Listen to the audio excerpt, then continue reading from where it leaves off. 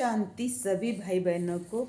आज मीठे बाबा के मुरली के मुख्य पॉइंट है जो मैं आप सभी भाई बहनों से साझा करूंगी।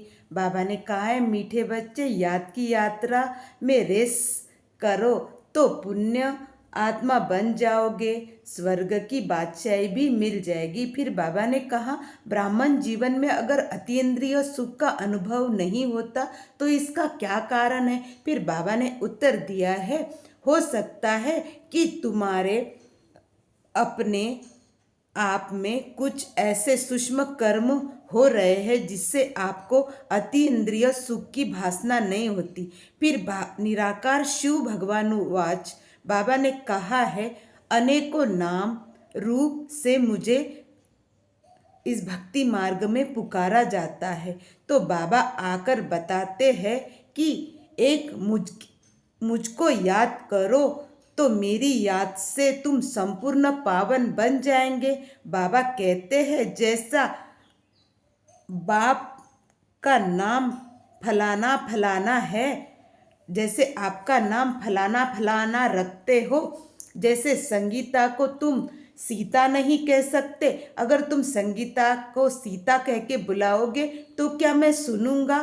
तो नहीं। जैसे 12 ज्योतिर्लिंग में मल्लिकार्जुन, केदारनाथ, सोमनाथ, पशुपतिनाथ ऐसे अनेक नाम हैं, मगर मेरा नाम तो एक शिव है। इसीलिए सभी देवताओं के ऊपर सभी देवताओं को कहते हैं ब्रह्म देवताय नमः, शंकर देवताय नमः, विष्णु देवताय नमः, मगर मेरे लिए कहते हैं कि शिव परमात्माय नमः, और मेरे लिए कहते हैं ओम नमः शिवाय। इसका अर्थ भी यह होता है कि मैं आत्मा परमात्मा शिव के चरणों में नमन करती हूँ। इसलिए कहते हैं कि जब भी हमारे पे कोई ग्रहचारी बैठती है तो कहते 108, 551, 11,001 बार शिव का नाम स्मरण करने से, ओम नमः शिवाय का जाप करने से, मृत्युंजय मंत्र का जाप करने से तुम्हारे सारी परिस्थितियाँ और विघ्न पार हो जाते हैं। फिर बाबा कहते हैं कि पतित पावनी गंगा कहते हैं, तो क्या पानी की गंगा तुम्हारे संपूर्ण पापों को धो सकता है? तो बाबा कहते हैं, ये पूर्णता अंधश्रद्धा है। पाप कर्म को धोने के लिए मैं ही परम धाम से नीचे आता हूँ, मुझे ही तुम भक्ति मार्ग में पुकारते हो, और मैं आकर यह संदेश तुम्हें ब्रह्मा मुख से देता हूँ कि हे मेरे लाडले सिकिलते बच्चों, जब तक तुम याद की यात्रा में तत्पर नहीं रहोगे, याद की रेस में नहीं रहोगे, नंबर वार हर वक्त यह स्मृति नहीं रखोगी, क्या मैं सर्व कर्म करते समय अपने हाथों द्वारा कर्म करता हूँ, तो क्या मैं बुद्धि से मेरे बाप को याद करता हूँ? मैं बाप निराकार शिव इस ब्रह्मा मुख से तुम्हें यह ज्ञान देता हूँ। फिर बाबा कहते कि इसलिए फिर बाबा कहते हैं कि एक सागर कौन है, क्या तुम सागर को जानते हो? तो आज गुलजार दादी का स्मृति दिवस है, तो गुलजार दादी हमेशा यह कहती थी कि सागर में समाये रहो। तो सागर कौन है? गुण ज्ञान शक्तियों का सागर परमात्मा शिव ज्योति बिंदु जो ब्रह्मा बाबा के ऊपर दिख रहे वह है। वही निराकार शिव दादी गुलजार जी के तन में आते थे, वही ब्रह्मा बाबा के तन में आते थे। तो बाबा कहते हैं कि मैं ही अविनाशी सर्जन हूँ। अविनाशी सर्जन को आप हरेक किए हुए छोटे से छोटे और बड़े से बड़े कर्म विकर्म बताने हैं, तो मैं उससे तुम्हें लिबरेट करूँगा।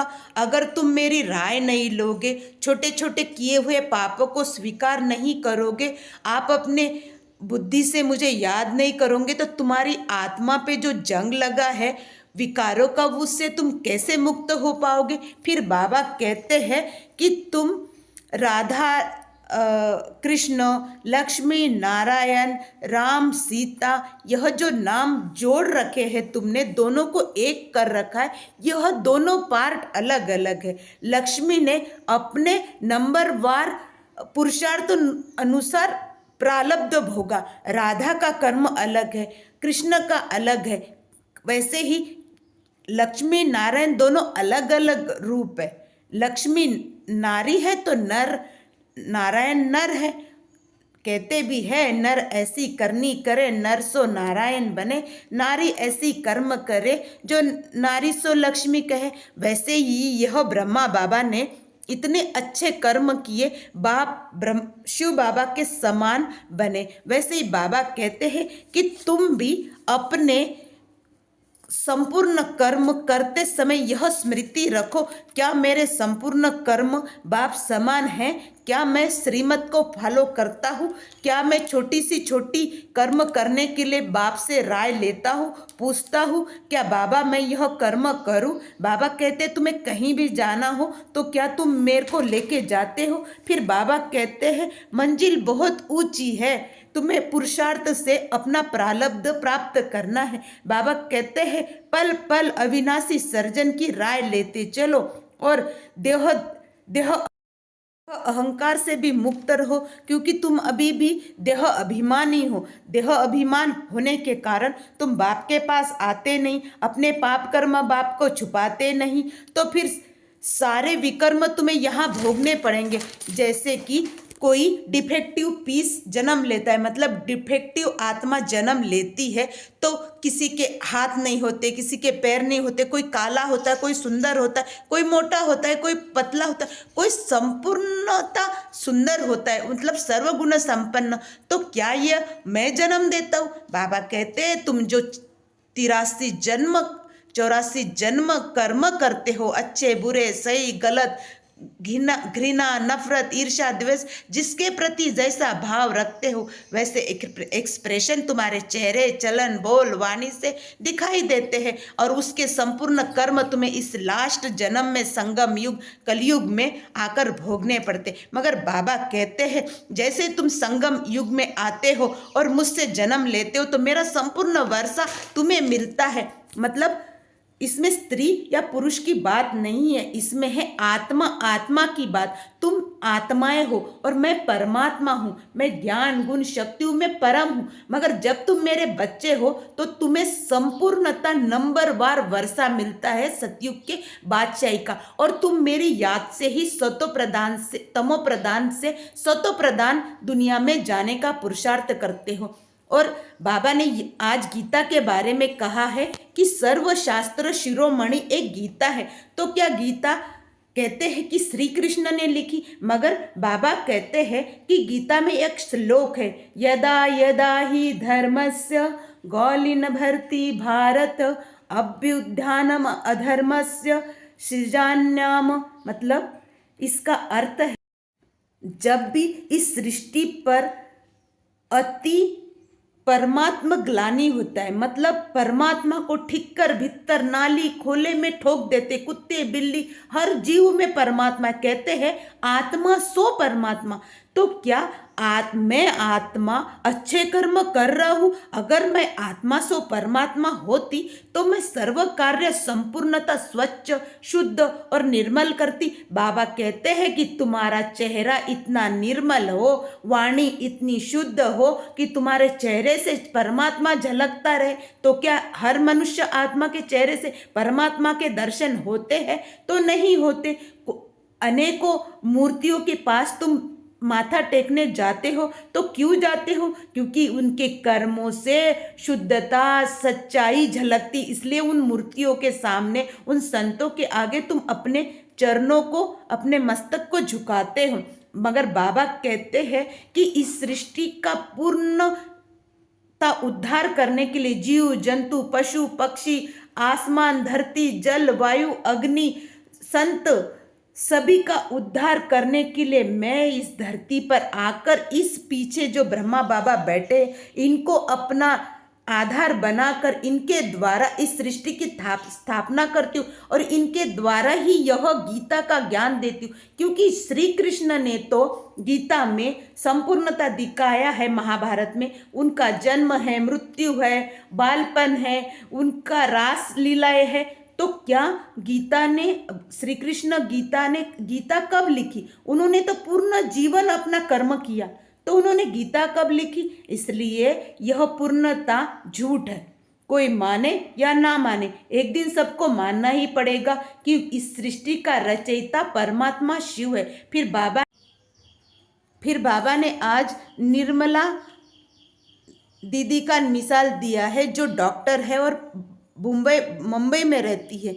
उन्होंने कहा है कि जो बच्चे कुछ भी पाप कर्म नहीं करते, सदैव निरंतर परमात्मा की याद में रहते हैं, उनको कभी भी अपशकुन माने गंदे संकल्प नहीं आते और वह पुरुषार्थ में नंबर 1 जाते हैं। और उनके चेहरे, चलन, बोल, वाणी, व्यवहार से निरंतर बाप की याद झलकती है। उनके हर कर्म में परमात्मा की परछाई दिखाई देते। तो बाबा कहते ऐसी रेस लगाओ तो प्लस लगा दूंगा। मतलब अगर कोई पीछे भी रह गया और मुझे तुमने अपने पाप कर्म बता दिए तो मैं माफ करके तुम्हें पुनः पुरुषार्थ में गति दूंगा, तुम्हारे को सपोर्ट करूंगा।